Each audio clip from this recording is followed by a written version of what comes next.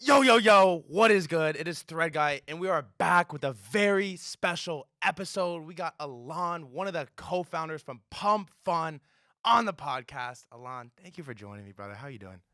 Really good, thank you, and thanks for having me on. Yeah, of course. Thanks for coming on, dude. I mean, I don't know for a fact, but I can imagine you're one of the fucking busiest guys in crypto right now. And you've been on just an absolute, I mean, you've been on a heater of a 6 months of a year. How long has it been since Pump.fun like officially was created? Late January, we started building it in December, and kind of in the space and ideating around meme coins for quite some time, but building for even longer for a while until we actually were able to find something that worked. How are you, dude? Like how have the past like you said last January, but really it feels like the last like 6 months, 3 months, things have gotten just like insane. Like how are you like mentally right now? Yeah, I think I'm doing pretty well. I'm really happy. Obviously, really happy with how things have been going.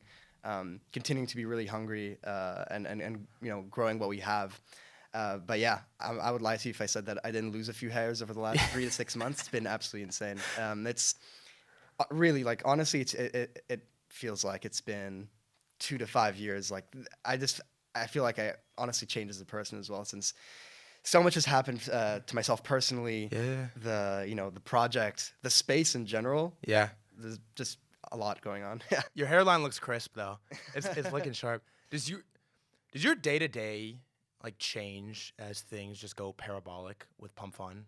Of course, I think when we started, we were a tiny team. It was just us, the co-founders, Yeah. building it really. So we were hands on with everything. But as things grow, you need to constantly reassess and switch what you do to continue growing the ship, right? Um, yeah, because I mean, ultimately, I remember I said this. This was like one of the pivotal moments of Pump.fun when we initially started gaining steam. I think this was in March, and the site started breaking for the first time. That is kind of like when we saw, hey, maybe this is when we need to start looking forward and becoming a company, really, because people really like this, and we should give them what they want and continue expanding on it. That's like the NFT bull run OpenSea thesis. Like website is down, bullish. Prices are going up. There's too many users. Like the ultimate bull sign. Yeah, for sure. Not just in crypto. I think anywhere in consumer, it's a signal for sure. And we've had that many times over, regrettably perhaps. But I think recently it's been going very well on that side of things as well. So I would imagine that the majority of people listening to this are familiar or have used Pump Fun at some point. But we're expanding the Thread Guy YouTube a little bit. We got some new audience viewers coming in. I guess just like quickly to knock it out. How would you explain Pump Fun to a complete normie who maybe is bought $100 worth of Bitcoin on Coinbase but has never really used or interacted with any apps in crypto? Yeah, so Pump.fun allows you to basically create your own crypto, your own coin in under 2 minutes or under a minute even for under $2. The way it works is you just need to think of a name, a ticker, and a JPEG, an image for your coin, and it just costs $2, and all of a sudden it's in the blockchain and people can trade it. The main idea behind it is that loads of people want to participate in meme coins, trade them, but creating them used to be extremely expensive. Yeah. Not only because, well, you basically had two options. Either you knew how to kind of interact with Solana or Ethereum, or you had to pay for some expensive tools. And on top of that, you had to provide liquidity. Essentially just means they need to provide some money up front so that your coin can actually start trading. And ultimately, that the minimum cost is at least a couple $1,000. Now, we saw that this was kind of broken. We felt like that because it was so expensive, it basically was only worth it for people that are really in it and people that wanted to extract Yeah, yeah, yeah. from the ecosystem, right? Ruggers and so on and so forth. So what we did is we implemented a bonding curve when you launch your coin. And the simple idea behind it is you don't need to provide liquidity. It's just $2. And then from there on out, it 100% of the tokens are sold on it, meaning that no one has any unfair advantage, so to speak, of getting tokens before the coin even launched. So even you as the creator need to buy in like everyone else. You can't take any of the liquidity. You can't change the name, the ticker, the JPEG. Once you've actually created the coin, it's immutable on the blockchain forever. So essentially, it's for the community from day zero. And essentially, what eventually happened is because Pump.fun was a much better deal for people to launch coins. Yeah. It also became a place for people to discover them, right? Because people want to get in early. They want to see what's new. So it fairly quickly became the place to discover coins early on too. Was there like a specific moment when you realized, holy shit, Pump.fun is about to go insane? That's a really good question. I think that moment that I told you about in March, yeah, it was a pivotal moment. But to be honest with you, when we first launched it, we knew there was something to it. It was not. I think we knew it was something special from the second we even thought about the idea and started talking to people. Because we were trading in the space for a while, and then we really thought about it. Like, what are really the problems that people are facing trading shitters on Solana? And we quickly saw there's something here. There's something special. We built a bunch of ideas before Pump.fun, in SocialFi and NFTs. We even experimented in really the most random areas and corners of crypto. And nothing really felt like it's going to get there. But with Pump.fun, really from the second that we built it, we knew we had a really good chance of making it work. And especially when we launched it and we saw some of the spark, we just knew that we needed to just get it over the edge, and it was probably going to succeed. I think none of us could have foreseen, the acceleration that the platform saw, especially at the later stages. When you had celebs coming on and all that crazy shit. Oh, we'll get into that. Insane. But we had very, very strong conviction in the idea, and us solving this more than anything, solving these problems in the space. We always had tons of conviction in those, and we're going to continue building on those and improving the ecosystem. How did you get it over the edge? Because you don't do a lot of interviews. It feels like Pump.fun does like very little, if any, marketing and so on and so forth. Like, how did you get Pump.fun over the edge and really become like the standard to launch and trade meme coins? Yeah. So definitely not any traditional marketing. Yeah. Which I love. We haven't paid a cent for marketing. Really? Nothing. Literally nothing. We've basically fully been reliant on Twitter. We use Telegram here and there, but what we used Twitter for, obviously we have our account and stuff, and we try to promote ourselves that way. But that didn't really get us over the edge. What really got us over the edge was literally door-to-door salesmanship, like literally, DMing people and cold DMing people and having conversations with them. Truthfully, this is something that I spoke about as well. On my Twitter, that I messaged 3,000 people, and that's how I kind of try to get Pump.fun off the ground, alongside my co-founder as well, who also messaged a whole bunch of people. This was not an exaggeration whatsoever. Like, we actually messaged thousands of people to try to make this happen. We went after people that we saw are kind of into meme coins, and the rest is history. You know who else did that? I think is interesting is Dan Romero from Forecaster has a story where I think their first, maybe 5,000, but I think 500 users. He had a 30-minute Zoom call with every single one. I think it's like an underrated strategy. What was the initial response when you're out here cold DMing people? Yo, we got this product, Pump.fun. Like, what was the initial response? What did people think about it? Yeah, no, that's a good throwback. Essentially, when you first message people, you quickly realize how bad you are at it. Yeah. So you try to grab their attention or something, but most people are just regular dudes. They're fine with having a conversation about, if we're talking meme coins, we quickly realize, let's just talk about meme coins. What are you holding? Etc. And then we kind of got into just having a conversation with them, seeing what's up, what their problems are, what their interests are, and eventually you kind of get to pitching. At some point, you have to pitch. You have to show them what your intentions are. Otherwise, it's a little disingenuous. But people don't like to feel like they're being you're selling them something. You want to actually show them that you care and that you're providing them something that will positively improve their experience. And I think at some point we kind of perfected that art. And honestly, yeah, it was a huge pain in the ass to get off the ground because when I started, I had like 0 followers. You know, I had like a couple hundred followers and stuff. But with many people, didn't have mutuals. I literally like double, triple texted people. I got blocked tons of times. You're really good at Twitter though. Like, have you ran up a Twitter account before? Never. Really? Never. Well. Okay. Okay. We'll talk about it off air. Yeah. You're a really fucking quality poster. Why has no one built Pump.fun like before Pump.fun? It's a really good question because this is one of those things when we built it. Yeah, usually good ideas when they actually end up succeeding. You're like, why has no one ever built this before? And we feel like, I think people. So one really important thing is there's a big distinction between, and I think this is a bit regrettable, and I think for cryptos generally to move forward, this needs to change. There's a big divide between users and builders. So users are like degens, and builders most of the time have no idea who their target audience is. They don't know. They actually don't really understand the space. It's pretty absurd because usually, in Web 2, the builders, the founders that end up being really successful were in the trenches. Really understood the products, really understood the markets. That's the key, and I feel like there's a lack of that in crypto. So to get back to the point of we knew this was kind of going going somewhere.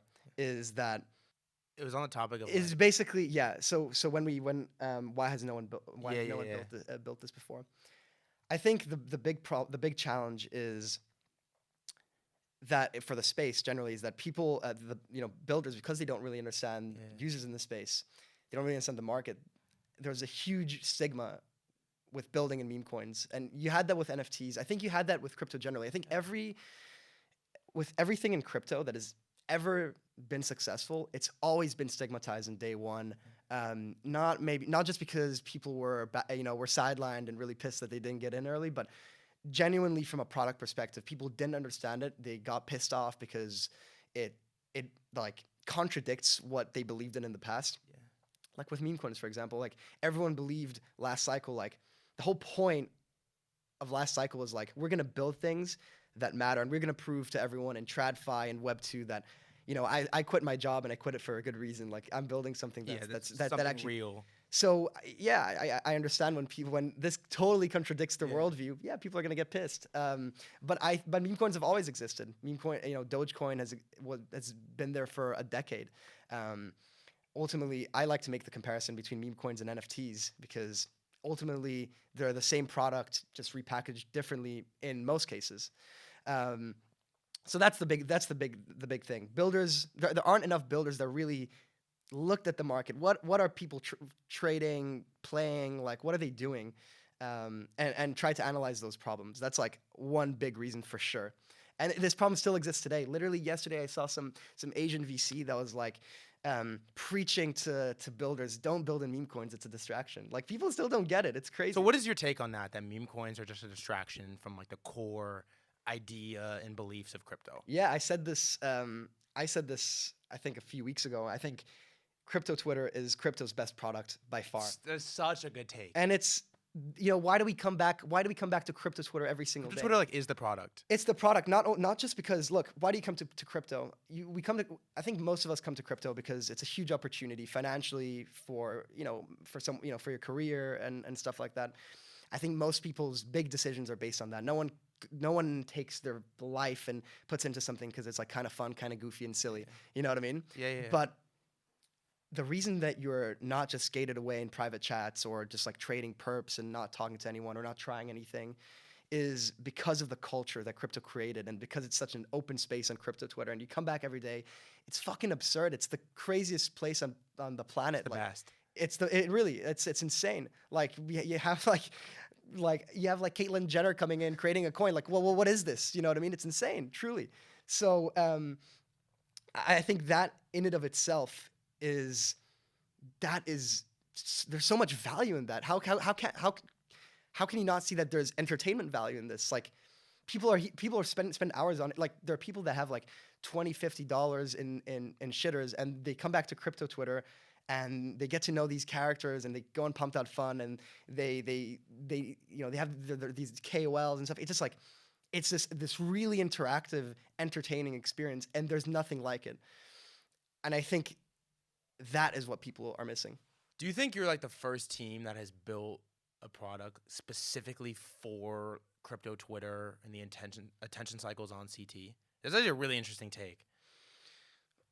It's a good question. It's a little bit vague because you can really take this a few ways. I mean, I guess this is kind of related to SocialFi, right? We're not the first SocialFi product for sure. There's Friendtech, there's Fantasy Top, etc. And even before that, there are many social experiments and people building stuff on Farcaster and whatnot. But I do think our unique angle, and this is, if you really look at what Pump.fun is for what it is, like that's you'll eventually discover this, is that it captures the attention cycles because it's such a simple product, and it's like meme coins have always kind of been that product, but we just really accelerated it. So in terms of when something happened on crypto Twitter, so this is a good example.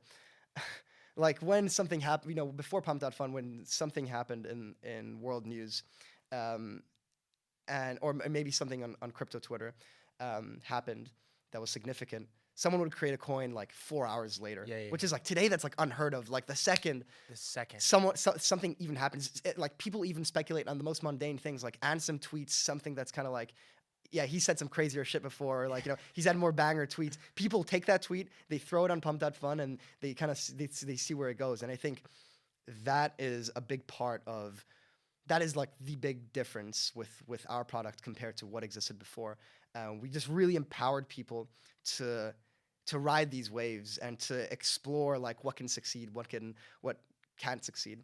I like to use the example of TikTok and just short form content generally. Before that you had YouTube, and people had to create these like these longer videos, get their own software. It was like really, there's a significant barrier to entry, just like technically and also in terms of effort. When in reality, a lot of people just wanted to share like these short videos, and there were emergent behaviors in YouTube in the early days that people wanted to post shorter videos and just do it casually, and that also came with the rise of the mobile phone and et cetera, et cetera. And then TikTok came along, or Vine, and those kinds of companies, and all of a sudden, instead of just one kind of niche of content that was being served, all of a sudden everyone was being served. So how YouTube was just like kind of like North American content creators back in the day, and it kind of expanded internationally as it really took off. And it was just mostly just like there's a lot of gaming stuff, there's a lot of I guess IRL stuff, but because you lower the barrier to entry so radically, like literally a 0 to 1, you're going to empower people to create content that didn't exist before. Completely new forms of content. New metas, new everything. Some things that were like that just wouldn't happen before. Like I mentioned this a while back too, like with Pump.fun. If you heard news trading used to mean that you were on Binance and you're waiting for for data to print, US data, non-farm payrolls or whatever, and you're trading that with on perps with leverage. I think that's going to change. I think people are going to start trading, and I think no one calls it news trading, but I know people that are on Twitter 24/7. They wait until something happens. They either create a coin or they wait for a coin to be created, and they play the game. And I think that is one aspect that is completely unique, that was just made possible by Pump.fun. The YouTube TikTok analogy is so good. Because it's 100% how it works. It's like some crazy shit happens. Andrew Tate does something crazy. And then like 24 hours later, 48 hours later, there's like a long form processed, edited, high-end software YouTube video that goes out. Or there's like 10,000 TikTok videos of like 15-year-old kids with their like iPhone in the school bathroom just like doing a dance or like making some funny shit on their phone. Like low quality. And you realize the low quality, quick, attention focused stuff bangs. Like people love that shit. They eat it up. And there's also like a Malcolm Frank take that we talked about off air too, where it's like Pump.fun has evolved crypto Twitter significantly. Like usually there's like, but prior there's a big news drop. Someone in CT, Ansem, whoever does something crazy, and you go to crypto Twitter, you're posting about it, you're shit posting about it, you're memeing about it. Now you go to Pump.fun and there's like 500 tickers. Immediately people are now commenting and posting about the tickers that are in reference to the thing that just happened. Like, how do you see Pump.fun like evolving crypto Twitter? I think there's a lot to unwrap there for sure. I think the thing that comes to mind immediately is that it's a coins are a different expression of how significant an event is or a notion is than just posts. Because when you have posts, you usually have like tons of them, and even if you have one, it's just likes, and likes come at no cost. It comes at a very low social cost. So if I like your tweet, you see that I liked your tweet, and back in the day, like literally not even a month ago, other people would see that you liked that tweet. So there is a social cost associated with that. But now you need to put your money where your mouth is and Pump.fun, right? And you need to that is a totally different form of expression, and what that means is like I think Pump.fun is the most truthful. Like if you want to introspect into what's happening in crypto Twitter and like what crypto culture is today, you need to go on Pump.fun and see what people are trading and what the metas are, because that's truthful. That's what people are like putting their they're putting their money where their mouths are, and the metas and the ideas that end up succeeding reflect that, and they really reflect CT, and they reflect CT better than CT these days. I mean, not just because there's so many social incentives are not necessarily aligned. Like for instance, people want to retweet others for, I don't know, you have like I don't know, Twitter cabals or whatever. Absolutely. Or you have people in the space that, again, I like mentioning builders that don't really understand crypto. Yeah, they a lot of them have insane pedigree and they get amazing likes, and they talk about this, I don't know, insane tech that they're going to build, but ultimately it doesn't actually reflect CT culture, because no one is using these products, right? And also, yeah, I mean, these days, likes and retweets get botted the shit out of anyway. So shout out Fantasy Top. Shout out, yeah. So I think Pump.fun presents, or meme coins generally, with a really low barrier to entry, present a better form of truth of culture. So let's say you have Polymarket is literally the reflection of truth in outcomes. But I think Pump.fun is a reflection of reality in culture. It kind of feels like engagement on crypto Twitter is like what people say, but then trading activity and market caps and volume on Pump.fun is like what people do. Yeah, and I think actions speak louder than words. So people are like, people have said meme coins are dead for months. People have said Pump.fun is dead for months. They've said that, they've said different metas are dead for months. He said Ansem is dead. He's not the main character. But you go on Pump.fun and it's like these are the things that not only is activity like being consistent, but it's proliferating. It's increasing. It's really growing. And everything that comes with it. So it's not just the platform and meme coins generally, but literally these like metas are, you can say what you want, but these are the things that have persisted and they stand the test of time.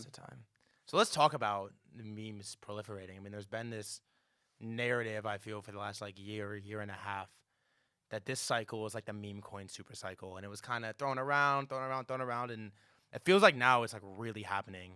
And I think there's no one closer to the front lines of memes than yourself and the Pump.fun team. Like, what is your take on the meme coin super cycle and just how crazy it can get from here? I think one thing that people are missing, people love to put things into buckets, right? So they love to say that this cycle is the meme coin cycle. This is the last cycle for meme coins. You know what I mean? Yeah. I think crypto from day one was the meme coin super cycle. Ooh. You know what I mean? It's like, that's interesting. I think if you really take a step back, everything is a human construct. Everything is a meme. Whatever. I don't want to get into the philosophical aspect of it necessarily, but the point that I kind of want to make is people want to speculate and play with cultural with these cultural assets. You know, so you've had NFTs for a very, very long time, and people want to create them too, not just because it's, you know, it's exciting and it's fun. No, obviously, they're in, you know, most people are in it for the money because, yeah, you can create something and it can go crazy, right? This is, you know, crypto's number one use case from day one has been speculation, and it's been permissionless asset creation. Yeah, yeah. Simple. This is what it is. And the way you differentiate yourself, so if anyone can create an asset, and especially now, so people used to be able to create assets basically for free. Yeah, you had to seed liquidity for a couple $1,000s. You had to kind of know your shit, and the tech used to be more complicated. And onboarding was not very. There was tons of friction, and there still is today. But the point is that people used to be able to do that, and they're still able to. But because anyone is able to do it, the only way to differentiate yourself is through culture, right? Especially when the tech is so complicated and it takes so long to develop these things, right? I feel like people over index on how successful technologies have been in crypto. So they're like, okay, NFTs have failed, therefore crypto is a failure because there are no non-speculative use cases after such a long time. This is, you know, tech takes a really long time to actually play out. And I feel like because anyone is able to create their own asset, it just seems like everything. It kind of seems like everything is a meme from day one because you don't really know how things are going to play out. If you buy into some sort of tech coin or a DeFi coin, you don't know if people are going to be using it in a couple years, and you have all these regulatory issues, so you don't know if it's like going to be tied to this DeFi protocol's revenue or not. And ultimately, so this is for the you know the tech coins. Yeah. But aside from that, people from day one just wanted to create coins for the sake of creating coins. So the only way to differentiate yourself there is through culture. And again, you see that again and again today for things that don't even have assets attached to them yet. You know, you've got tons of projects like Monad, Barachain, etc. that value culture very heavily because they see that. I mean, you're gonna see like, you know, Smokey, for instance, say that too. Like what they're building is a large experiment, right? There's a good chance it's gonna succeed. There's also a chance it's gonna fail. But ultimately, these you know, tech is like one big experiment. So you need to make people believe in it somehow, so that you can get them together and test it out and try it out. And to get there, you need to differentiate yourself culturally somehow, because you can't just tell them, you can't just give them a white paper and be like, believe in this. Well, that's the thing that's so funny about the infra coins is like, if we take the fact that there's minuscule differences across them, and then the majority of CT participants have no clue what it is or how it works under the hood, the only thing that differentiates them is the culture on top of it. Like even with the L2s, feels like L2 is just one giant glob, and they're all basically the same to anyone that actually uses the front end of them. And then the only differentiating fact, like the only reason I would use like Blast over a base over an Arbitrum or whatever else is like, okay, Fantasy Top is sick. I want to use Fantasy Top. It's on Blast. I'm going on Blast. Like that's what's interesting to me about the infra debates, where it's like it feels like there's so much negative energy towards like the memes and the culture and putting things in a bucket. Like it's like infra tech coin or it's like culture meme stupid. When in reality, this side of the equation is what makes this side actually interesting and grow users. Yeah, I mean, everything is business at the end of the day. So if you don't get users on it, like at some point, or people talking about it at some point, it's going to fail. So it doesn't matter if your tech is much better than anything else. If people didn't use it, it doesn't matter. And I think a lot of the infra people kind of know that. And I think those that really accept it and appreciate it have done much better than everyone else. I think there's a very big reason why Base has seen a lot of success. Obviously, I think I like to use Base as an example because it's so obvious. Why do people use Base? It's because it's backed by Coinbase, right? Coinbase. It's fucking Coinbase. Yeah. And you've got, but it's the narrative behind it. Do they have really sick onboarding for Coinbase users to Base right now? No, absolutely not. And are they going to be close to it in the next couple months? Maybe a bit closer, but it's not. They're not there yet, and they will say that too. Like I'm not Yeah, yeah, taking yeah. this. I'm not like throwing shade or anything. This is what they're saying, and it's true.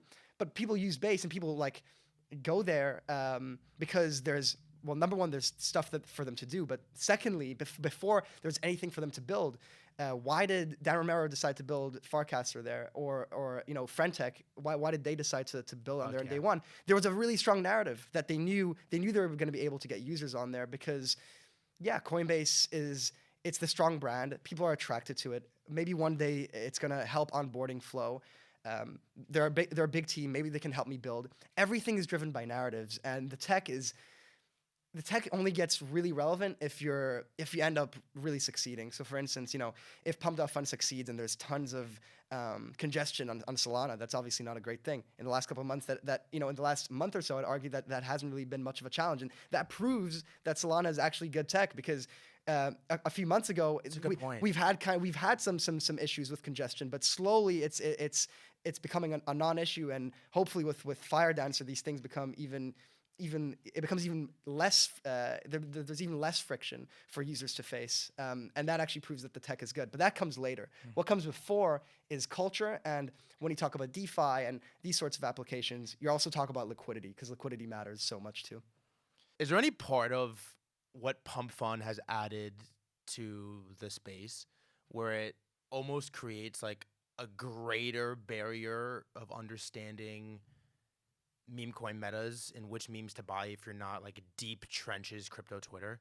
Because you go on Pump.fun into as is the learning curve on crypto Twitter. To get in on the surface is low, but to like really get in, there's layers upon layers upon layers upon layers.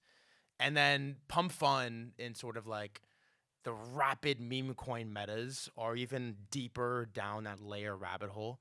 Like, is there any truth to almost added complexity for like a normal participant to really understand what is going on other than spraying and praying? That's a great point. I think to some extent that's definitely true. I mean, if you're talking trading meme coins and trying to buy them at 50K, I think it probably should be that difficult, right? When it's like, if you want to buy a coin that ends up getting to like a billion or something, it shouldn't be easy, right? Like ultimately, the more layers of, I wouldn't say complexity, but the more competition there is, the fruit is just gonna be that much sweeter. It's gonna be that much better, and it really is. It really is. If you've seen some of the outcomes that have come out of Pump.fun, I would say like, again, you can hate on them as much as you'd like, but they have so much mind share in the space that it's ridiculous, right? Like if we're talking about what coins people are talking about when they're the newer coins that have existed in the last like 3 to 4 months, the Pump.fun coins are so extremely overrepresented. It's not even close, and there's a reason for that. The reason for that is they had to battle it out in the trenches. And it's the same thing on Twitter. Why do people really love and why are they really obsessed with someone like Ansem, right? Because there's thousands of people on crypto Twitter for years, and this person was able to really capture the minds of so many people. Oh, that's interesting. They were able to do that, and there's something special about that. Ansem was able to call Solana at the right time. He believed. He also got in on whiff, similar to meme coins where it's like, market was bad, for example, or people lost hope, and then this coin went on a crazy run. It's a similar notion, and I would say that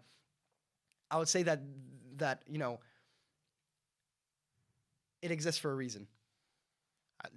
The influencer take is actually really interesting. It's like you win the fucking king of the hill battle. There's like so many influencers that are trying to do the same thing, competing for the same attention, and the one that rises to the top battled it out in the fucking trenches, and they have just that much more just energy and aura around them, which is really interesting.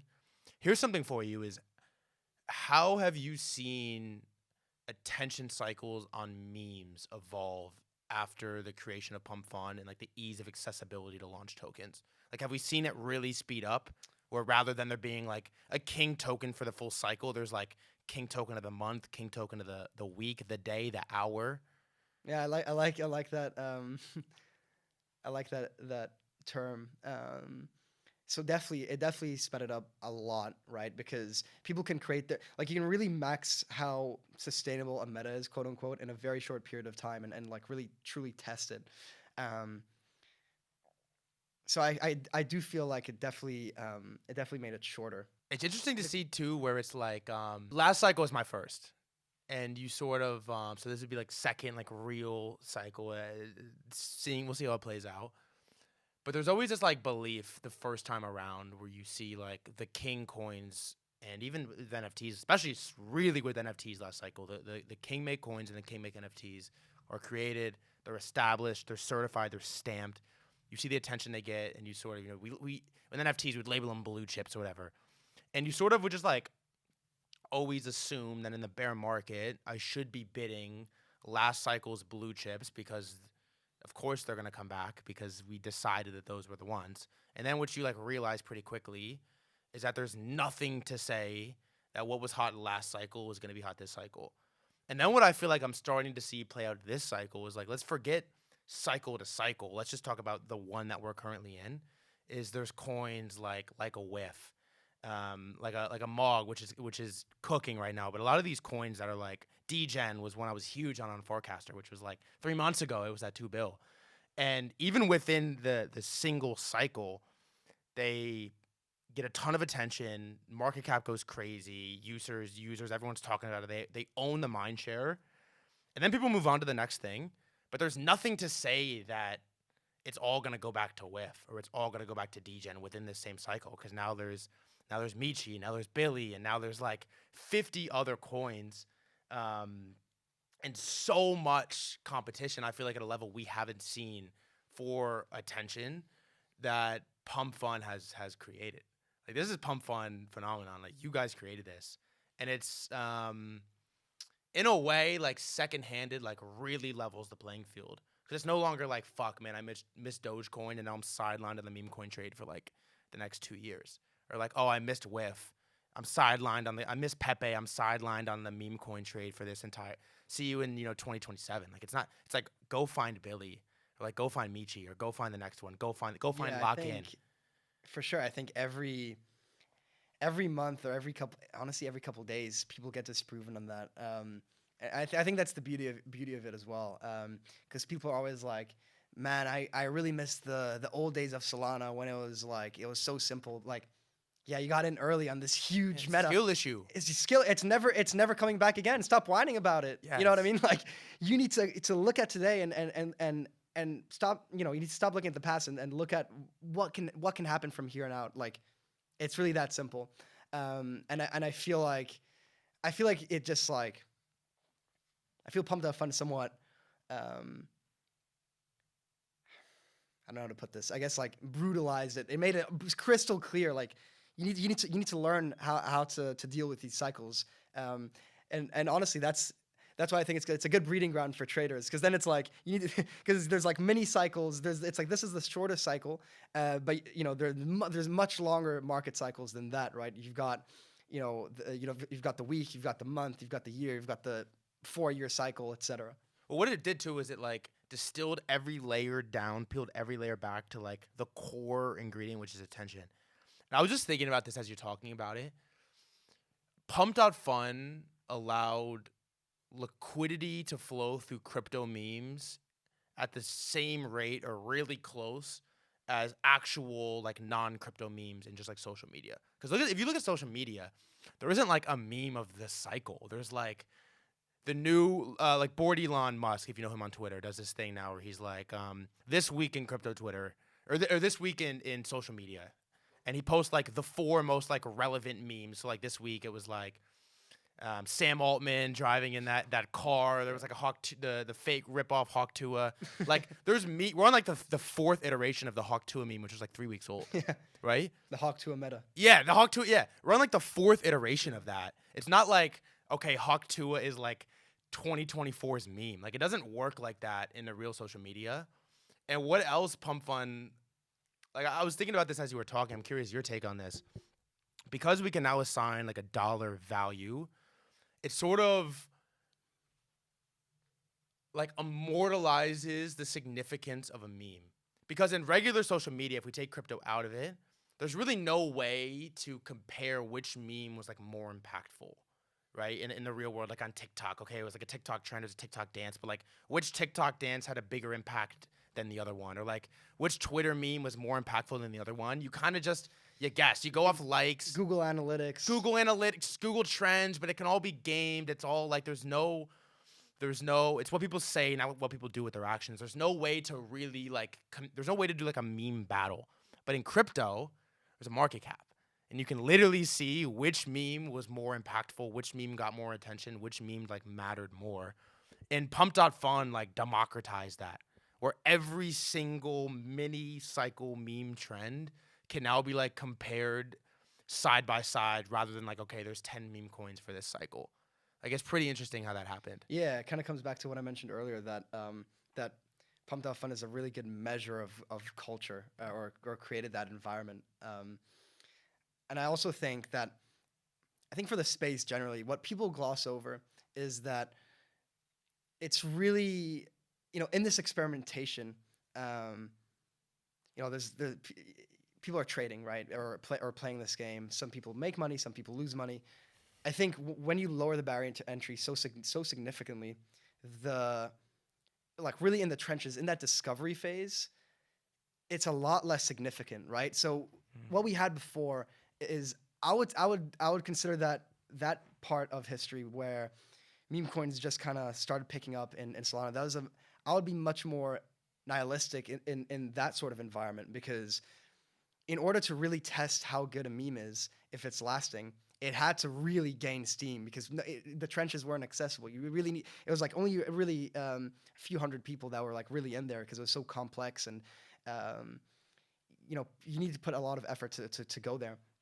So a coin had to run to like 5-10 mil to get there. And what ends up happening is that liquidity flows out of the system in discovery, because when you're discovering whether something sticks or not, there's a lot of information asymmetry between like people understanding the meme, people understanding the history, especially on Solana when there's like the block explorer hasn't been amazing. You know what I mean? It's garbage.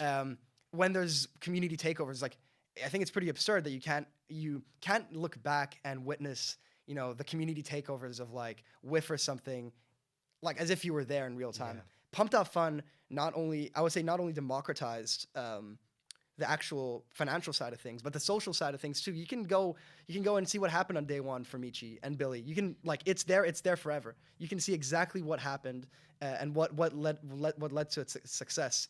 So, what ends up happening is that in the discovery phase, it's a much more fluid process than before. You have far less of these coins that sap liquidity out of the system. You have far less pre-sale, bullshit pre-sales. Sure. Yeah, it's a lot. It's true to what it is ultimately.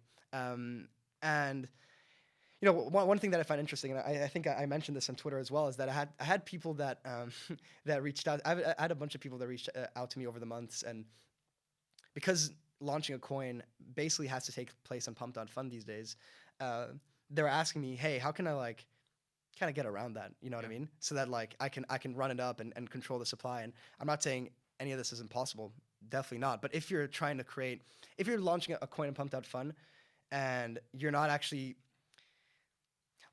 actually, let me take a step back. I want to talk about VC coins and cabal coins. And let's talk about it. I think that's one of the most debated topics on crypto Twitter, especially by people that are skeptical of meme coins, because everything is a cabal coin. Every meme coin is manipulated, quote unquote. Those are the kinds of things that are being thrown out. I would say everything has buyers and sellers. Everything has bag holders that want the price to go up. In one instance, you've got people that have let others join in early, right? If you launch something in Pump.fun and you can control 50% of the supply, that's fine. But the other 50% can be bought up, and if it's transparent in the way that people kind of understand what it is for what it is, then it's far less. it's a lot more honest, and ultimately it's what's going to stick rather than some, I don't know, quote unquote cabal coin or VC coin where they didn't let anyone get an entry. That's like one of the main things. And you can't see what happened in the past. So when people reached out to me and they're like, how can I, it's kind of like trying to fit a square peg in a round hole. Like you're not going to be able to make it happen, because then they're like, we want to make it see. So when we were like, when the coin reaches 100 million and people see how it launched, we want it to seem like it was organic. Seemed like it was real. And I'm like, brother, like you're never going to be able to achieve that. It's impossible. It's that simple. And none of them ended up launching Pump.fun for that reason, because it's like, this is not how the game works. And I think that's actually one of the most underrated steps forward for, honestly, like I don't want to take too much credit for any of this, because I think honestly meme coins were going on this trajectory in the first place. The market is a powerful force. I can't change the way the market's going, but we can influence it. And I feel like one thing that is overlooked with Pump.fun is the access to information. It democratized that, and I think that is really, really important. Moving forward, post Pump.fun, how do you think that will evolve how the space thinks about these VC cabal coins? I mean, I think people are kind of seeing it for what it is. People still kind of want to buy them, get into them. That's fine. I mean, this is what the market's for. It's supposed to be permissionless. But I think, when is the last pre-sale that you've seen raise 10 plus million? That Meta got destroyed. Meta got destroyed because now I think Pump.fun got to a stage where like the bar is raised so high. Why the fuck would you give some retard $10 million in a pre-sale? No. Like, what are you doing? Yeah.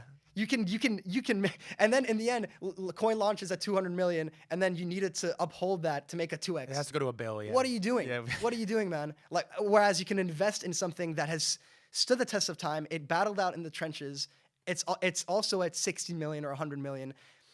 There's something there, you know what I mean? And it has nothing to do with, it ultimately has to do with kind of what makes sense for people to get into. Do you think the brutal pre-sale meta like rapidly sped up pump fund adoption? Because people were seeing this and like, what the fuck? I mean, I gave Machi raised how much? $50-100 million. I sent him money, still don't have it. It was like 40 Panda million raised 40. Basically, if you threw on a Milady PFP and bought 10K followers, you could make 8 figures in 24 hours for like 3 months. For sure. I think it's a part of. It was also one of the main pitches back in the day. Like we said, there's no pre-sale, no bullshit. This is Pump.fun is like, it's fair launches only. And again, you can say no fair launch is truly fair. Honestly, that's a fair point, because there's always people that are there early versus you. This is what it is. That's the game. That's the game. That's people trading assets. This is the same thing for meme coins and for projects, DeFi, whatever. It's all the same thing. But the big difference is that one is 10x better than the other. So why would you ever consider doing the other thing again? Yeah, so like that's why no one is even. It's such a pathetic thought to even attempt a pre-sale these days. I think that is the biggest win that we accomplished with. Wow. No more pre-sales. $40 million, like this, hundreds of $1 millions stepped away from the ecosystem. I think that's an accomplishment for sure for the entire ecosystem. Do you think there's a stigma around you as the premier builder in meme coins from like this like inner VC infra sort of like cuck cabal space that like people look down on your mission and what you're trying to do? I think to some extent, yes. I think at this point, it's not even, people aren't even that angry anymore, because I think people in infra know that their time is coming. It's undeniable. The clock is ticking. You made it undeniable. And we're just a representation of that. I would never take credit for, again, the market is all knowing. It's greater being. We're just a part of that trend, and I think we influence that significantly, but we're only one part of that trend. So infrastructure is like, people saw they used to be able to make easy money just based on like some shitty decks or whatever. They're still kind of able to do that, but their time is coming. So I think Yeah, I think a lot of them are honest people. I mean, they see the opportunity. They're just trying to make they're just trying to make some money, and the market is going to show them that they're not going to be able to do it that easily. They're actually going to have to create something of worth, something that people use. So, and I feel like every business person respects a project that ends up. You have to. You have to. I mean, who are you to judge based on what they can do? What I've seen a lot is like they've said. I think that the main thing generally is like meme coins. People are like, okay, meme coins are for this cycle, and this basically like Pump.fun doesn't have a future. That's like the big one. That's like the copium that I'm seeing these days. And we'll see. I mean, obviously, I can't sit here with confidence and say that we're going to be Pump.fun is going to grow 1,000x from here, but ultimately that's also why I'm here. I do believe in it. But I can't. No one can say for certain. I guess with that last point, like, what does the path for Pump.fun doing 1,000x growth wise from here look like? Like, what does that trajectory look like? How do you get there? I think ultimately it comes down to leaning into what we've already done. And I think this is very underlooked as well. Very, or people haven't really been paying attention to this, is that by democratizing something, you actually get more people into the system. They're like, oh, it's so much shittier now with Pump.fun, but guess what? You have a lot more people that are playing this game now, and this is what you wanted, right? If you have people talking about the meme coin super cycle and shilling them their coins, but then when more people come into this space, they start complaining. Yeah. This is what it looks like. This is what innovation. You asked like. for this. You asked for this, and this is what it looks like. And we're going to lean into it even more heavily. So if we're talking democratization, we're going to lean into that even further. One big thing is so it's democratizing access to information, but also the social side of things. Mm-hmm. We think that, so far the more it's about the meme and the more you force people to be like, actually be funny, man, or do something different to stand out, the better the experience is, not just from a perspective of there's more opportunities to get in early and maybe make money, but also from the aspect of this space actually becomes like a lot more entertaining. It's kind of like CT. Like the more people are in CT and the more kind of characters clash heads, it gets kind of attractive. It's a little radical, but because you've got that learning curve. But that's the appeal of it as well. It's radical, and I think that's what Pump.fun is. Pump.fun is controversial. It's always going to be controversial and radical in that form, and that's why people are going to be interested in it, and that will never change, no matter how much we democratize it and make it more user friendly or whatever. But you've got to you need to figure out a way to make it more accessible and get more people involved by improving the experience while maintaining the culture that makes it so exciting in the first place. So on the democratization radical point, is maybe like a little bit of a sensitive topic, but I think it's one worth hitting, is that there's been a lot of metas that have come through Pump.fun, and some of them have been pretty brutal, right? There's like the racist meta, there's Ansem's family meta. Like there's some like brutal metas that come through. I think it's a reflection though of attention cycles and people's thoughts and their actions and what they do. Pump.fun isn't creating these metas, but rather like allowing them to exist. While some other platforms, Dex Screener famously, some of these other platforms have like really pushed back against shadow banned, shunned, denied some of these things from existing on their platforms. Like, how do you in Pump.fun think about the content that exists on the platform? What's allowed, what isn't, where you draw the line, why and how you host these metas? For sure. So first and foremost, to speak to a point I mentioned earlier, I think Pump.fun is a really brutal reflection of what crypto Twitter is today, and there's a lot of it's good, but a lot of it is bad. But that is a subjective point of view. A lot of people have different views about what's good and what's bad. That is not our place. Again, the market does its own thing. Whether Pump.fun is there or not is honestly a marginal difference. Ultimately, the market is going to do its own thing. So it's not only just like it's morally wrong for us to interject there. Where I think we do have some responsibility is when it becomes very, very sensitive for particular individuals. Yeah. I think look, this is not the first time such a question has been has been put out there. Ultimately, this is the question that every single social media company has to answer at some point, right? And there are many playbooks that have been drawn up, and we do take inspiration from some of those. I mean, ultimately, yeah, some of the Pump.fun metas were quite controversial, but do these metas exist in Twitter? Of course. It's the exact same thing. So does Twitter censor them? No. It's honestly that simple sometimes.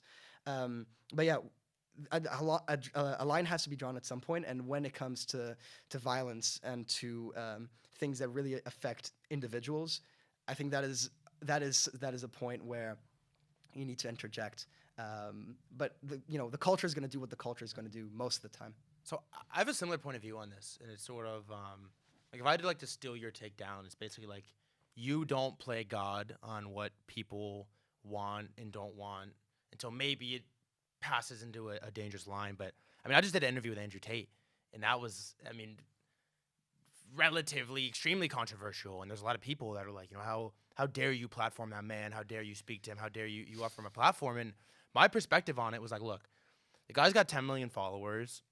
The coin's at 100, 200 mil market cap. Every tweet he posts gets a million views. Your people obviously want to hear from him. I'm going to go host him. I'm going to have the conversation with him. I'm going to hear him out on him, see his point of views. Just because he says something crazy in our interview doesn't mean that I like agree with him. Just like it doesn't mean that Pump.fun agrees and stands with every coin that launches on the platform. But it also means that just because you maybe have a different point of view, that the conversation can still exist, right? That meta can still exist, that coin can still exist. And I think I take a very similar approach in how I think about myself as an interviewer long term. The same way that Tucker Carlson just did a Putin interview, right?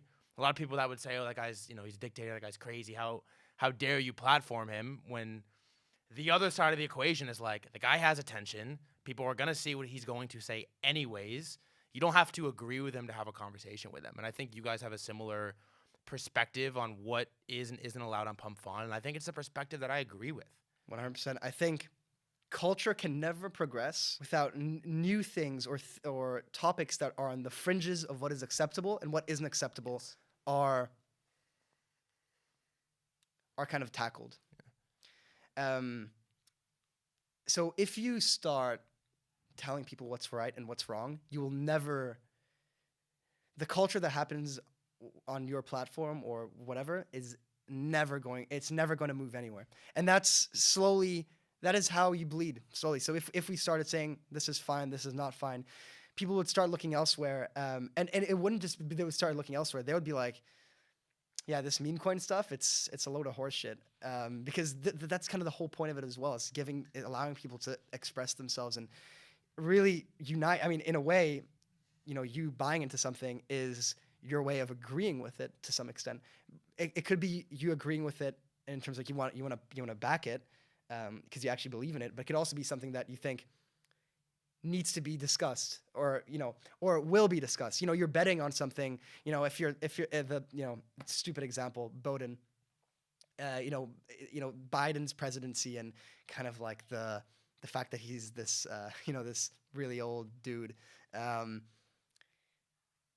Obviously, people are buying it to make money, but indirectly, they're buying it because they think that this narrative has legs. They think people like this needs to be discussed. Like why do we have this geriatric president?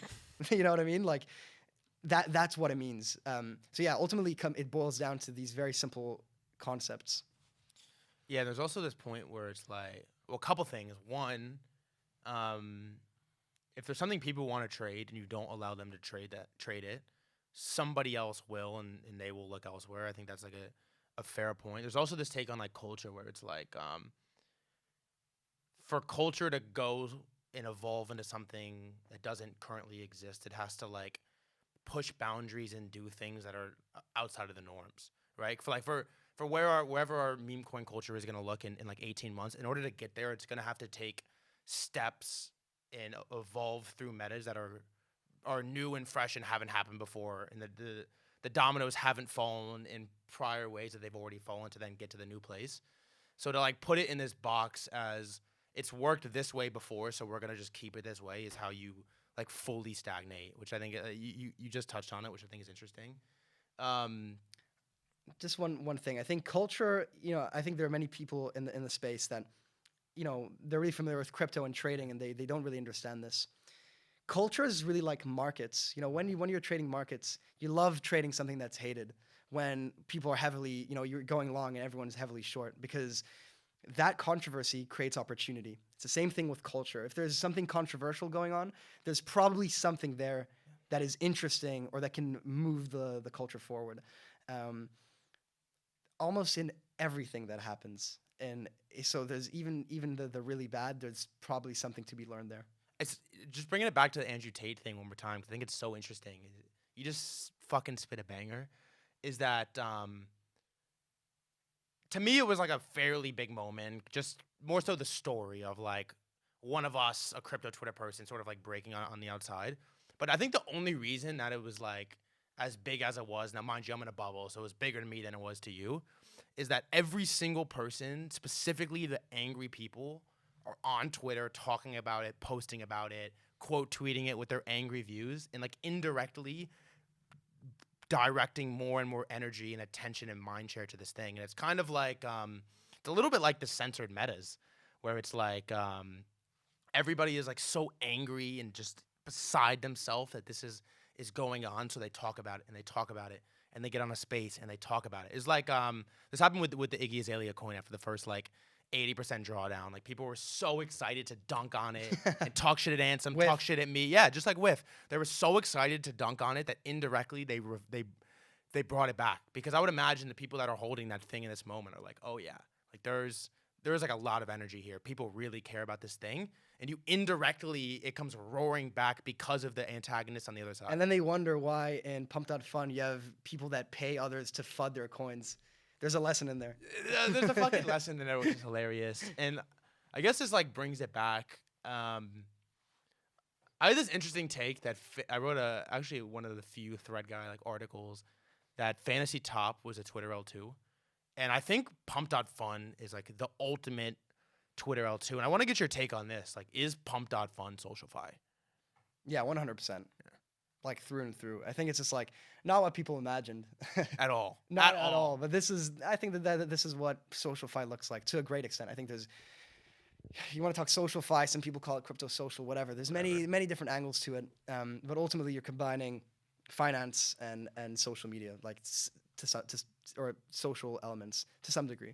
I think what Pump.fun is SocialFi in the most crypto native way, full stop. Because the other ways are kind of trying to bring in more elements of social media, and that's fine. I think some of them are really successful. Fantasy Top is very successful, and they are leaning quite heavily into what already exists. Twitter exists.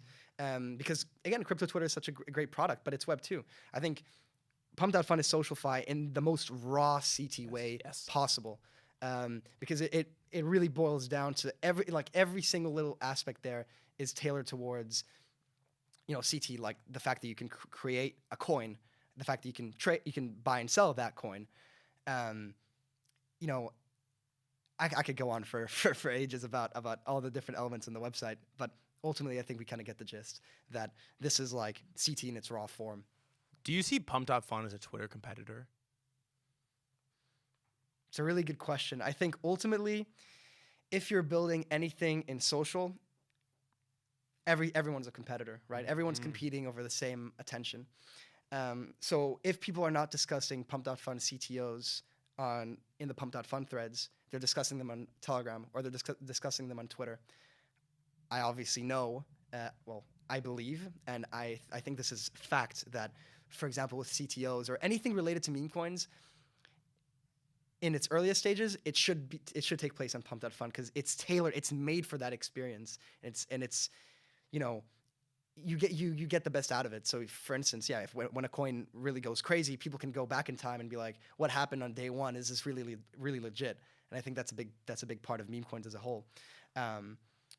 So in that place, we're replacing Twitter, we're replacing Telegram, and I think as we continue growing and making the experience of buying, trading meme coins, or just generally trading assets, trading crypto with friends, we're going to be taking more more of that traffic away from Telegram or Twitter. And I think ultimately it's for the it's for the best, right? Again, I mentioned the CTOs. I mentioned like looking back in history. I think there's many more use cases that are similar like that.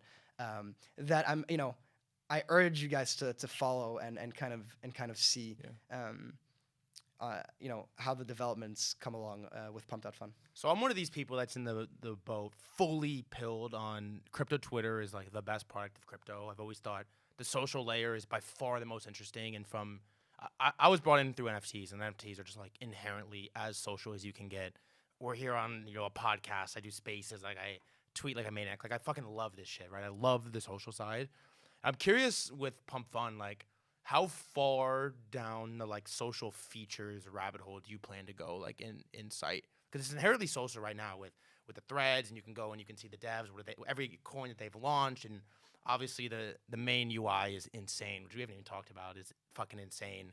There's like a lot of social features inherently already built into the app. As you think like long term new features, what you're planning, what you're building, like how do you think about that evolving? As much as you want to say. These are things that I can no longer reveal, but we're going to continue to lean into this side of things. Just look at what we released. We released live streaming. I think what we do speaks far louder than what I can say. Has that taken off like you expected so far? I think it's done reasonably well. I think I know a lot of people in the community ask themselves why we introduced that. They'll see this is going to be, it's going to be one of those aha moments in a few months. It's going to be one of the best features in crypto, full stop. I believe that. I also think the live streaming Pump.fun coins is where it gets like a really dystopian. Like there's going to be some crazy shit. Like we want to talk like porn metas and shit like that. Like I actually disagree with you. I think really, I think it gives a platform to people to do that. But has there been one porn coin that has really gone crazy? Has there been one? You know what I mean? Like, yeah. Once you step into the really controversial stuff, you realize that, yeah, people you tend to maybe think, oh, it's gonna get really dystopian because you're giving access to the same people that create those coins. But the fact is that people don't actually like that. Mm. So if you're talking about coins that can get to 1 billion or 100 million, like no one finds these concepts really interesting because people know that it's a little too controversial for there to be mass appeal. So my answer is the market is going to do its thing. The market decides, and I'm confident. I've seen it happen many times. Things that are extremely controversial will only pick up to the extent to which they are really appreciated by the community. So in CT, there are some controversial things that are appreciated for better or for worse. There are other topics that people just don't really pay attention to and don't really give a shit about. That is not going to succeed. Yeah.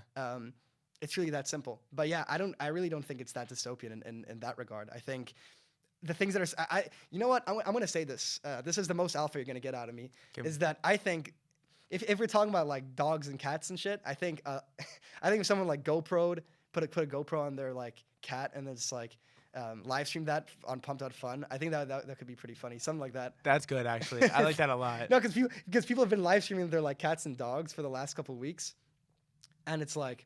Some of them have done reasonably well, but it's like someone just needs to take that extra step. It needs some sauce. It needs some sauce. I feel like, we're thinking of ways to like kind of urge people to do these sorts of things because it's gonna be next level. I think live streaming is gonna be absolute. Like we're gonna come back to this in like a couple months, and we're gonna be like this. This has been a banger. I'm telling you. You've gotten to see like the rawest form of just like human psychology in the markets through Pump.fun. Like you've seen the whole thing from the inside, which no one else has really seen, this entire meta. Like how much have you learned in the last 6 months, 12 months about human psychology and like how it impacts attention? Like I know it's sort of a broad philosophical question, but very vague question, but okay, obviously a lot. I think man, I'm just thinking what aspect I can tackle with this because there's so many things. I think in particular, like really learning how to like drive a message home to people like that they really find intriguing. That's like there's so many ways to do it. Again, I come back talking about meme coins because I think meme coins are the best example of this. course. Because if we talk about like abstract concepts or like something that I did with my business, it's like no one can really verify that. But if we're talking about meme coins, people literally convince others to buy into something because there's some sort of narrative that there's something real there. There's a narrative. I think you can tell which ones can do it well and don't do it well literally by the price, right? Again, there's always nuance to this because you can run up a coin to 2 billion with little to no liquidity, right? So I think it always comes back to price and mind share. Though that's what you should study. Look at who are people talking about on crypto Twitter every single day. That's like where you can learn a lot about these sorts of things. And yeah, again, it's one of those things. I feel like if you haven't really been on Pump.fun, you won't really get it. Yeah, there's so much there. It's wild. We don't have a ton of time, so I want to make sure we hit a few other topics. You've tweeted about this a lot. I think it's a very interesting topic. Is there is a pretty significant stigma around launching meme coins. Like there just inherently is, and obviously Pump.fun has sort of democratized it, really eased access and taken that down for some people, but I think it still just like inherently exists. A lot of people don't want to be public about the fact that they launch coins. There's this whole legal side that we won't even touch because I don't really see a point in going deep in that. But what are your thoughts on the stigma behind deving a coin, publicly launching it, and how Pump.fun has evolved that? Yeah, I think it's one of those things again where in crypto, everything that ends up being successful was once really highly stigmatized. The reason people stigmatize coin creation is because it's like you're putting your social capital behind something or it's seen like the way it's seen is that you're trading your social capital for financial capital, right? You're like, I'm backing this and I'm going to dump on you later on. And people find that that juxtaposition is really disturbing for some people. And I obviously understand why. I mean, look, there's people that are, creating coins and dumping them like a second later. And there are people that have done the similar things with pre-sales and all that sort of stuff and gotten a lot of money out of it. I think where we're headed, what I mentioned, I'm not urging people to be more transparent when launching coins because it's convenient for me. I'm doing it because this is literally what's successful. You can look at every single coin. You see how they've evolved from the very first meme coin to the very last meme coin that has been successful. They've become more and more transparent as time evolves, and that de-risks people that launch coins. I think there's an opportunity there for people. Like honestly, if I was someone that's on the fence, I would say like if you have an idea, it's kind of like building a business. Why not do it today? Just do it today because soon it's not going to be stigmatized anymore.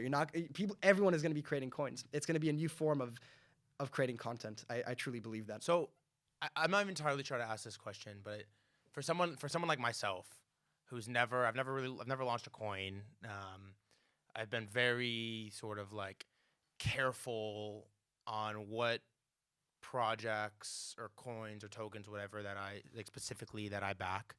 But I capture a lot of attention, and this podcast is gonna get a ton of attention. The Andrew Tate's gonna get a ton of attention. I do these spaces. Like I have a lot of the social capital and haven't really cashed any of it in for financial capital. And I think that there's a lot of people that are in a similar bucket as I am. For sure. Do you think that this archetype evolves into down the line? You have a token.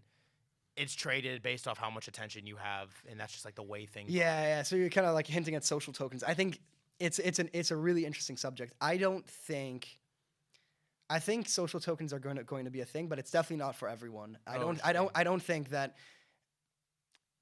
There's a reason you haven't launched a Threadguy token yet, right? You know what I mean? Like, because it doesn't really align with what you want to achieve.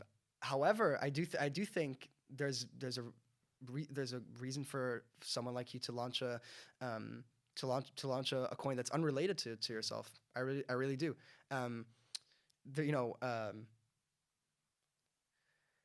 there have been some instances of coins out there launched by people that are well known on CT. Not to name any names, but they're actually not. It's not me saying that they're undoxed. I mean, like, they're doxed individuals in CT that connected themselves to coins out there, and I feel like this. I feel like this archetype. I mean, I feel like this makes a lot more sense for everyone, because if you have one coin, and that is what you're backing, you can't like, any attention that you don't drive towards that coin or trying to make that coin successful, it doesn't necessarily like align with everyone's incentives, because not everyone. Because essentially, if you're a celebrity, basically your whole job is to stay relevant and stuff. So does it make sense for them to have social tokens? It kind of makes sense, yeah.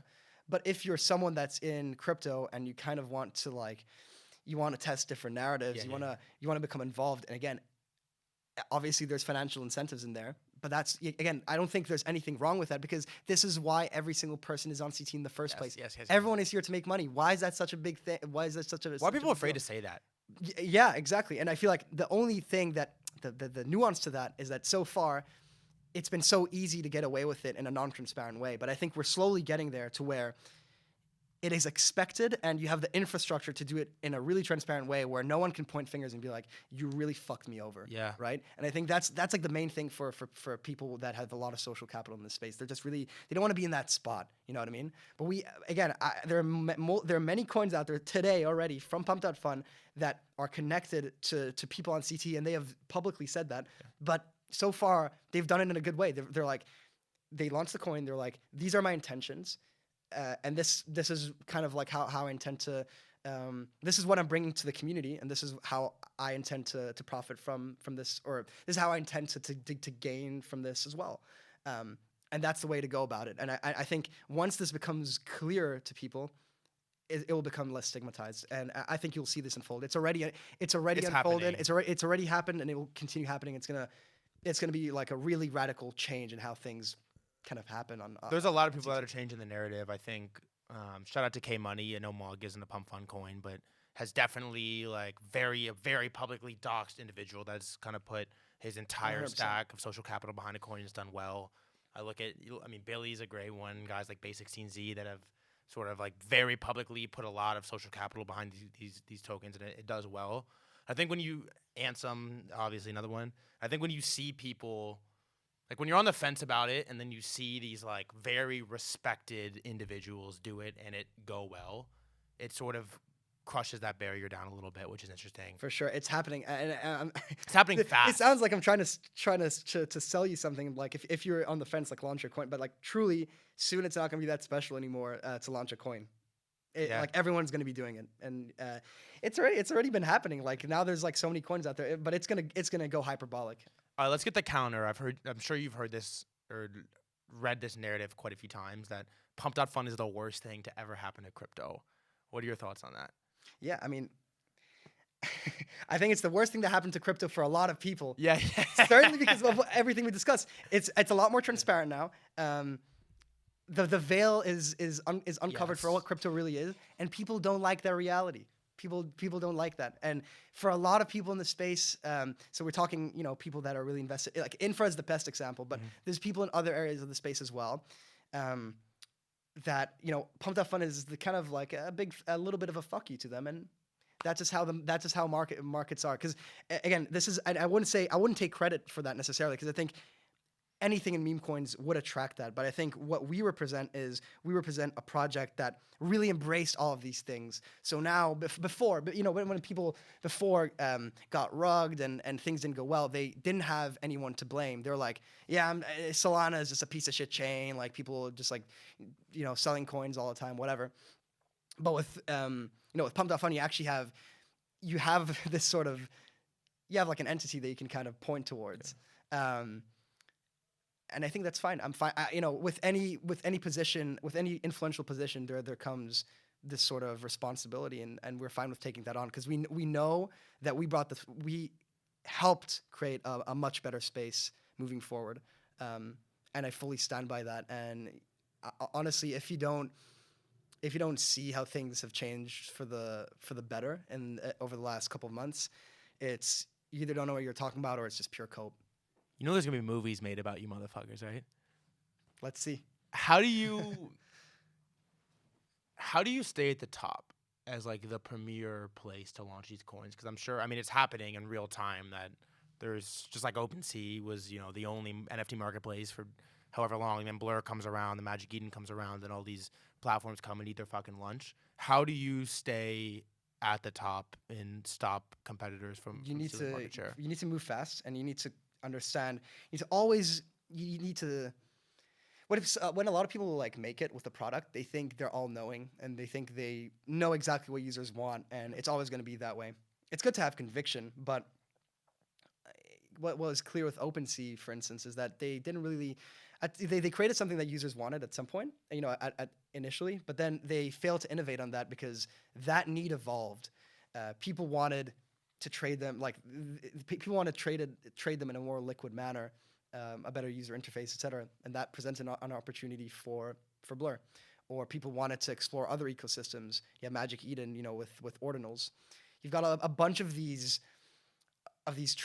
you know, not these trends, but like literal, you know, deep desires by users to try different things as metas evolve and as new tech comes along, and you just need to stay on the ball. And it always comes down to just really being close to the trenches and seeing what people are doing, what people are talking about. And we need to keep ourselves honest. Like I like to say that I understand the market and that I have an ear close to the market because I also like to use my own platform. That's a big one. It's a big one. But you never know for sure. You need to, you know, your ego always has to remain low when it comes to this.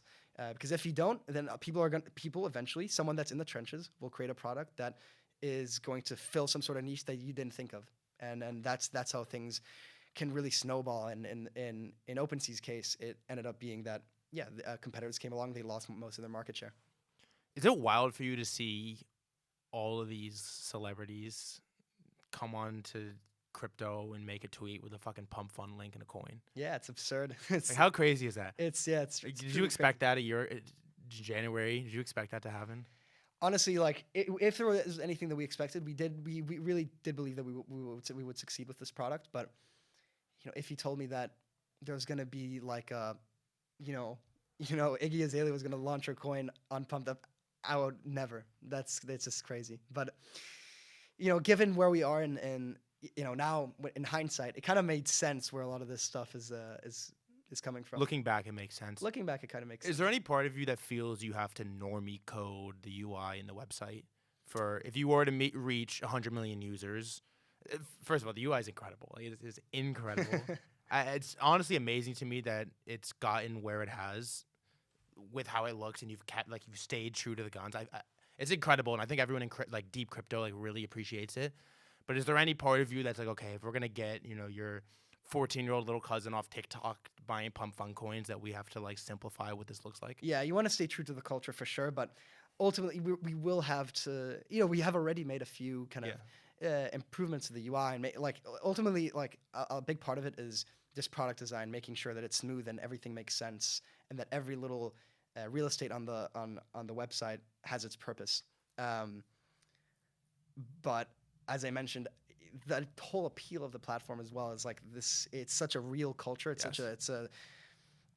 it's so true to what the space is. And if we diverge from that, the product is just not as good anymore. So and everything factors into that. What we build for the product, our marketing, and the UI as well. So I would say we'll probably make it a little more user friendly, but the feeling that you get when you come into Pump.fun, like what I want to achieve and what I think really brings the space forward is a unique user experience for a non-crypto native, someone that doesn't even have a Coinbase account, hasn't bought Bitcoin or ETH. They go on their phone and they open this website and they feel something they've never felt before. Like, this is truly different. I feel like in normie social media, I know for the last 10 years, everything's so fucking corporate. Everything's the same. Everything's so cookie cutter. I think when people realize this is different. Like this is and they're being treated as a consumer. If you're 99.9% of the time when you're on this app, you have your screen in front of you, and you're just consuming, and it's like not interactive whatsoever. But when you come into Pump.fun, like you are the experience, you are a part of it. I think it's really going to resonate with a lot of people, and I think that's what's going to bring the space forward ultimately. Dude, what do investors think when they first see Pump.fun? You mean like investors? Yeah. Well, it depends who you're talking about. I think there's many people today that still think it's like, it's a fad or whatever. Ultimately, again, Pump.fun represents. I think, like, truthfully, if you fade Pump.fun, you're fading CT culture. You're fading on-chain. You're fading on-chain degeneracy. Forget meme coins. Forget everything. Pump.fun represents CT and on-chain degeneracy. I think that is a fact. And if you fade that, you have no place being in crypto. And I think many people are going to get humbled big time in the next couple of years. So let me ask you this. Is on this sort of like financial nihilism, crypto nihilism, is gambling and degeneracy like the ultimate use case of crypto? I think it makes sense why it was the first one, and it's a banger one. It's a fun one. It's a fun one. And we need to embrace it. But I think there's so many more, and you're already seeing on like Solana as well. You're already seeing a lot of really interesting stuff. Like DePIN is a big one. Obviously, DeFi is the OG one. DeFi is really changing lives out here. There's so many use cases out there. I think this use case just makes sense that it's really clearly speculation is going to be the first use case, apart from maybe payments, that really gains tons and tons of usage. We're talking about, look, the centralized exchanges. That's like these are the biggest players in the space. Their use case there is speculation, right? Yeah. How is this any different? I think this is just the angle here is just a lot more unique because it's on chain. It takes, centralized exchanges are kind of like a bit more OG, but here it's like the I guess like the new school of like what's popular with crypto people and CT.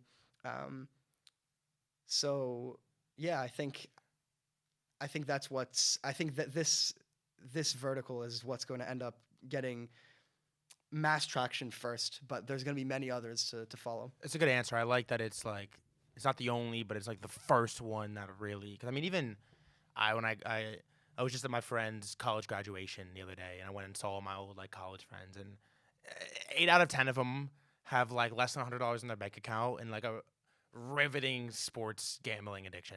And they make no money on. You make zero money in sport. You do not make money in sports betting. Nobody makes money in sports betting unless you're professional.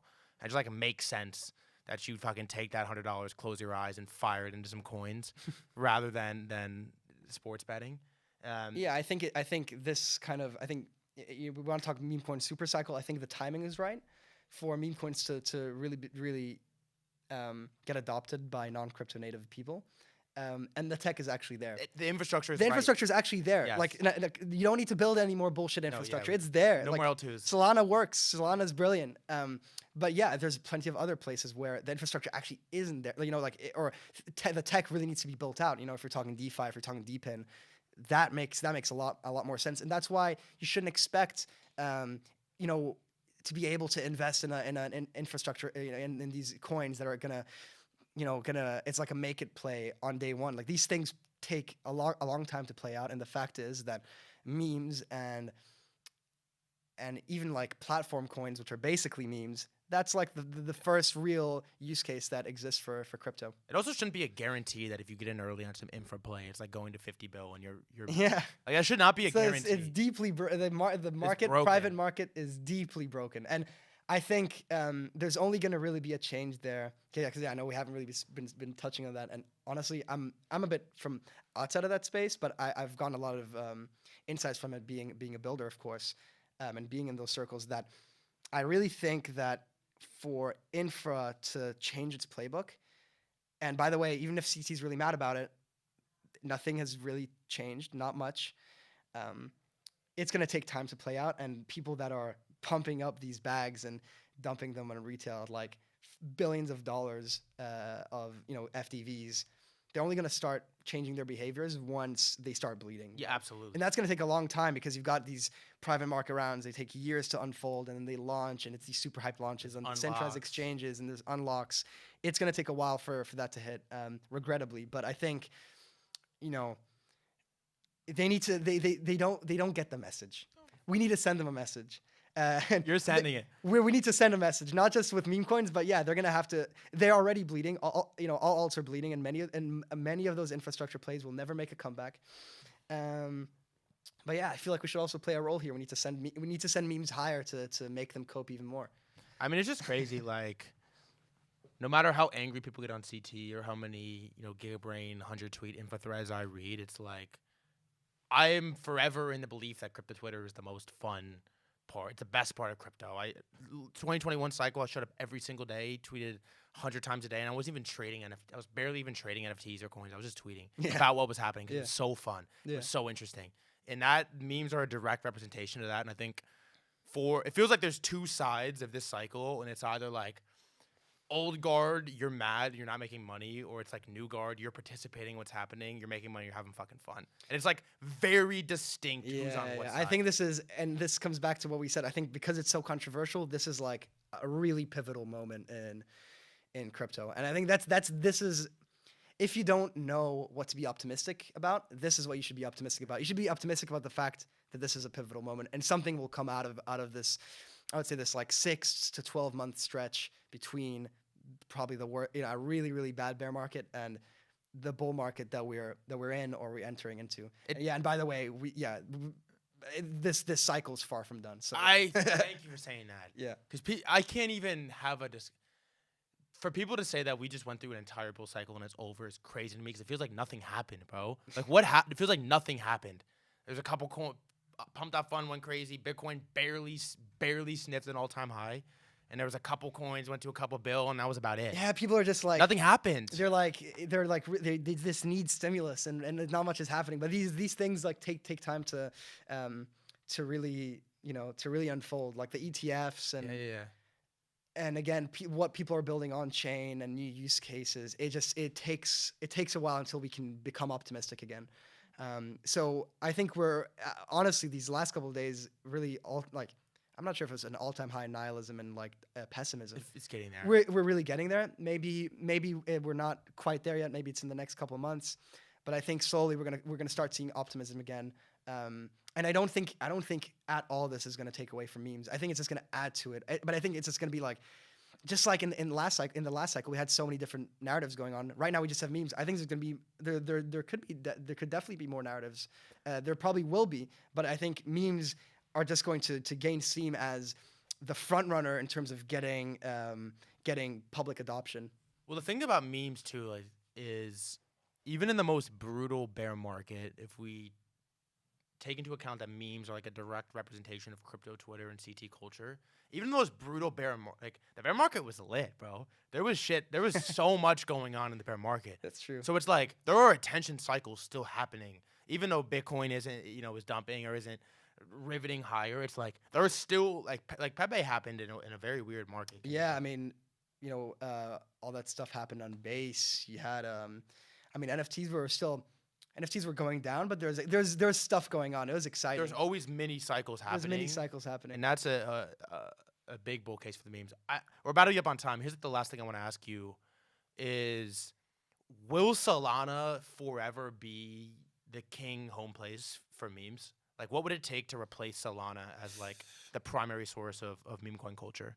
I don't know. I really can't see it. I think that the big unlock for memes is zero friction. Just the reason why Solana succeeded is the same reason Pump.fun succeeded. They lowered the barrier to entry for people to create these and play in these ecosystems like buy and sell coins. I think the missing what people miss oftentimes is this is not. I mentioned attention. And maybe user experience can kind of group them together. And the second big piece is liquidity. In order to steal liquidity from a system as large as Solana, you need to have something new that is so much better than Solana that people are going to move over their liquidity over there. And I think it's really difficult to see that. You know, you've got people like to mention Telegram. Okay, has 900 million users. My mom thinks Telegram is a news platform. She doesn't even know it's a messaging like most people that use Telegram don't even know that it's a messaging platform. So once they realize, oh, it's like also a crypto thing. Like, I'm not saying that it can't happen. I'm saying that it's right now, the ton narrative is just a narrative, and there's nothing to it yet. There may be something there in the future, but you need something like a really big differentiator to steal liquidity from one ecosystem to another. It's just very, very difficult. So that's why I think meme coins to really succeed, they need the barrier to entry needs to be really, really low. I think there needs to be good liquidity and an ecosystem that's generally thriving, and you've got that on Solana. So it's very difficult to take that away. We're about to be up on time here. They're gonna drag me out of here. First of all, this has been incredible. Thank you for coming on. I know you don't do a ton of these interviews. It's like I feel like I caught a legendary Pokemon with this interview. I guess it's like the worst wrap up question ever because we fucking hit a lot. Pump.fun, meme coin super cycle. Like where is this going? What's next? And it's like, how crazy is this about to get? I think people kind of think that celebrities came on. This is like the craziest that it can get. I think it's gonna get way crazier. But it's not gonna be in the way you expected. I think we definitely didn't expect the celebrities. Yeah. Just like we didn't expect the thing with the whole celebrity piece. We're not going to expect what's coming next. And even I can't necessarily tell you what it is, but I think we can predict that if we keep building in the direction that we have already been, we've already been, and the things that we've been betting on, we're gonna get there eventually. And it's going to be sooner rather than later, for sure. Bro, thanks for coming on. It was Thank a you fucking too. banger. Yeah, no, it was great. Alon, co-founder of Pump.fun. Thank you all so much for pulling up. Thank you all so much for listening. I'll catch you when I catch you. I'll see you when I see you. Have a great rest of your day. Love you, motherfuckers. Peace. We don't usually do this, but Malcolm's here. He's been a fucking big part of this. He's got a step. I'm going to let him pop on and ask a question real quick if you're cool with that. Yeah, for sure. I mean, one is how many coins have launched on Pump.fun so far? Yeah, so this is something... Millions? Over 1 million. Over 1 million. Okay, cool. So, I mean, majority of the coins that launch on Pump.fun go to zero, but you've had a few that have been wildly successful, reaching like $1 billion. So the question is, what does it take for a Pump.fun coin to reach $1 billion? You need a really, really, really banger narrative from start to finish, right? And you need something that not only resonates with people in the beginning, but you need a narrative that can evolve into something later on. I feel like some things are kind of obvious. Like obviously you've had like dog coins and stuff because there's Doge and whatnot. The earliest successful memes have been dogs, so surely the most successful coin is going to be a dog too because it's meme coins, right? It's kind of obvious. But slowly it's becoming more interesting because now it's like, okay, you've got political coins. Some people think it's total bullshit. Some people think it's like there's something there. Some people, you're wearing the moguls. Some people love culture coins. Things that are culturally relevant. Other people want to take it even a step further, and they want to make it like a really interactive experience, so to speak. You've got like Pump.fun live streams, or even before that, I'm sure you guys saw like the really wild live streams that have been taking place. Mm-hmm.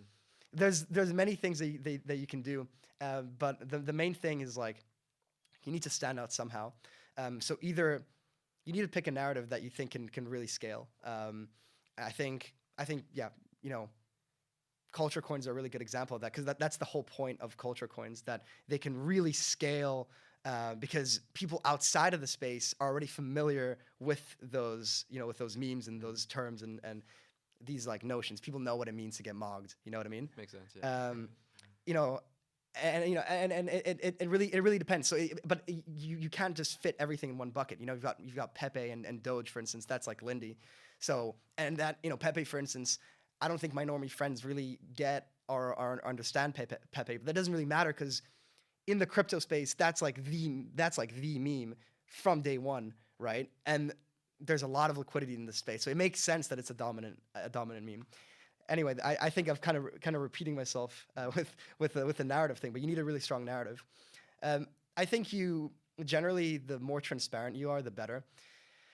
I think back in the day, you could really get away with doing a whole bunch of stuff behind the scenes, and it was kind of people didn't really care because dev is based, whatever. They're gonna do what they're gonna do. If they're gonna dump on me and rug me, then whatever. But these days, the standard is much higher. You can say whatever you want about Pump.fun, but I think this. I think I might touch on this later, but like I think the standard or the bar has been raised so significantly that you might as well just be fully transparent about what your intentions are from day one. I think that is a huge reason why, hate all you want, but Mother went to like 200 million.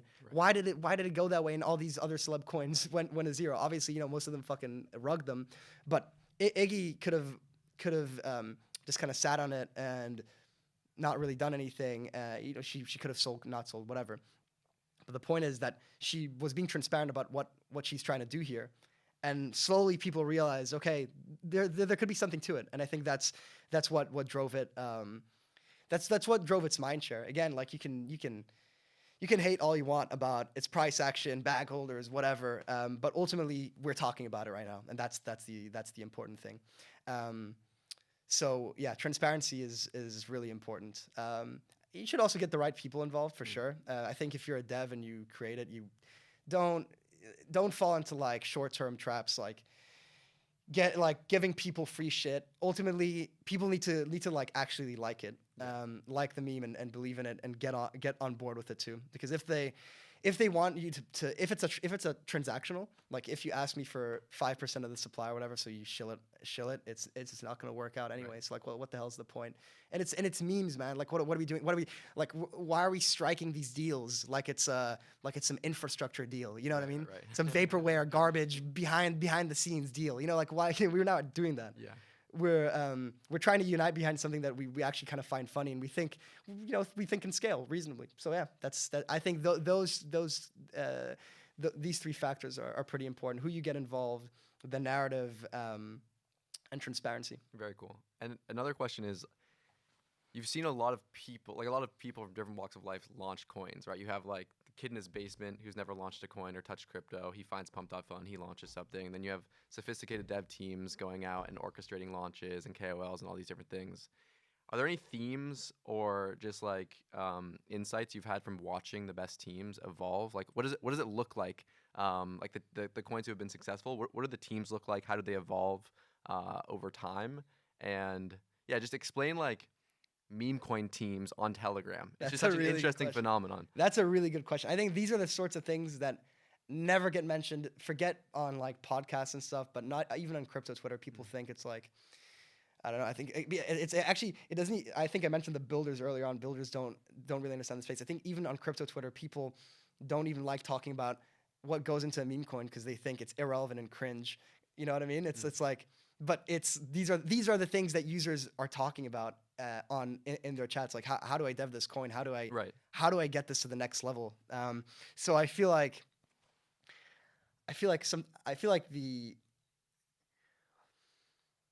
the most important thing is you need to understand kind of what game you're playing, right? So if I'm really good at, I can kind of get this off the ground, but to take it to the next level, I need some people to raise more awareness for it. Then you need to go out and make those connections, make those friends, right? Ultimately, these, if you think about it like in terms of product, like product is nothing without distribution. So if there's like a meme out there and you're not able to show people what it is and what the narrative is, then it doesn't matter. So you need people that can help you do that. Whether it's creating memes, whether it's getting it out there on crypto Twitter in one way or another. The simplest way people do it is they're the KOL shit, but there's other ways to do it. You can just do something that's just really funny. Like for instance, something I found really funny is people like shilling coins outside of crypto Twitter, like dating apps or something. Yeah. I think we all know what we're talking about. Yeah. I think we all know what we're talking about. That shit is really funny. If you're creative about it, you're gonna stand out. I think it's like people see oh my god, there's like hundreds of thousands of coins on Pump.fun. You'd be surprised how easy it is to stand out. Truly, like just go on there. I think put your creative mind in it. It's definitely doable. So yeah, definitely creative, but you need to be willing to adapt and just believe in the vision.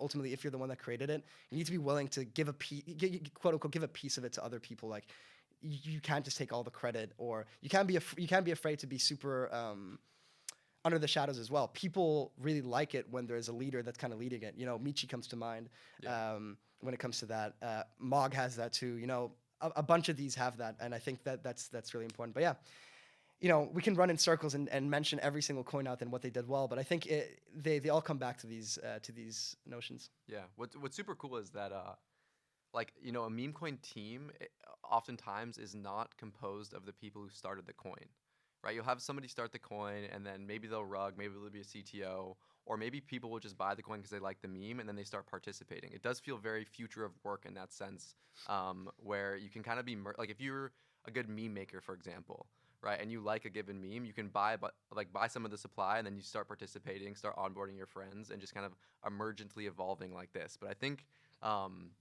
yeah, looking back on this time period in a few years, we're going to be like, oh, this was a turning point for how crypto teams operate. It's almost like, you know, this meme coin meta has created DAOs in a much more efficient way. Like the goal of the DAO was a decentralized organization that was, you know, people participated when they owned part of the coin, and you kind of got this emergent organization, but there's all these rules and governance and all these different things. But with meme coins, everybody just buys some of the supply. They come and they work together. They make decisions. Sometimes there's conflicts. They have to figure it out.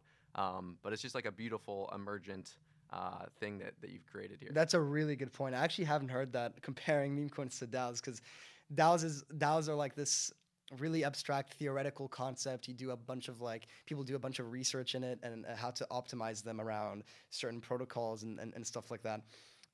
In reality, most of them have absolutely no use case whatsoever. But the best things in any industry happen spontaneously. You know, they're emergent behaviors, and you get that you get that with meme coins, because people are doing that. You know, people can watch this clip, call me a clown, whatever, but like, people are using this, people are doing this. Right. That's a fact. Yep. And this is how they're doing. I think people should fucking study this. Yeah, like 100%. If you're trying to build a DAO, like, study this. Like, you need to, because you're seeing thousands of, you know, how can you be seeing thousands of experiments of people doing a very similar thing to what you're setting out to build, and you're like negating that, and you're looking past that? It's, you know, if you have that mindset, you're pathetic, truly, and you're never going to succeed. You need to really look at reality and see what people are doing. And I feel like that's a fantastic point.